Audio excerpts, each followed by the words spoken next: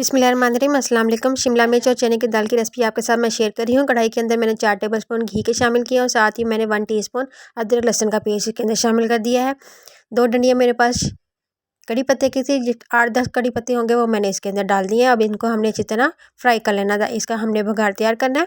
जैसे ये फ्राई होंगे फिर मैंने 2 अदर टमाटर थे मीडियम साइज़ के, उसको मैंने ब्लेंड कर लिया बगैर पानी डाले, वो इसके अंदर शामिल कर दिया। हमने इसके अंदर प्याज नहीं डालना, टमाटर का और अदरक लहसुन का ही इसका मसाला बनेगा। साथ ही मैंने इसके अंदर लाल मिर्च का पाउडर 1 टीस्पून, 1 टीस्पून पिसा हुआ धनिया, थोड़ी सी हल्दी और हस्बे जायका नमक शामिल करके हम इसका अच्छी तरह मसाला भून लेंगे तकरीबन 3 से 4 मिनट के लिए, जब तक इसका ऑयल अलहदा नहीं हो जाता।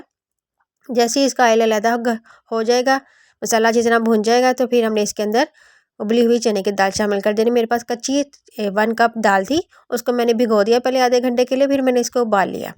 और जो दाल का पानी था वो मैंने फेंका नहीं, वो मैंने इसके अंदर 1 टीस्पून डाला है। और साथ ही मैंने अचार गोश्त का मसाला 1 टीस्पून डाला है। पानी इसके अंदर कम है, मैं इसके अंदर हाफ़ कप पानी और शामिल करूँगी। ये देखिए मैंने हाफ़ कप पानी और शामिल कर दिया। तकरीबन 1.5 कप मैंने इसके अंदर दाल का ही पानी शामिल किया। इसको हमने तकरीबन 10 मिनट के लिए हल्की आग पर पका लेना है। दाल तो वैसे गली हुई थी, लेकिन आप ये स्टेप करेंगे तो दाल और ज़्यादा मज़ेदार बनेगी। 10 मिनट के बाद मेरे पास 2 अदर मीडियम साइज़ की शिमला मिर्च थी, वो इसके अंदर शामिल कर दी। अगर लार्ज है तो 1 ही काफ़ी है। फिर हमने इसको 5 मिनट के लिए और दम पर रख देना है। ये है जी हमारी मज़ेदार सी अचारी शिमला मिर्च और चने की दाल। रेसिपी अच्छी लगे तो लाइक और शेयर कीजिएगा। नेक्स्ट वीडियो में मिलते हैं। अल्लाह हाफिज़।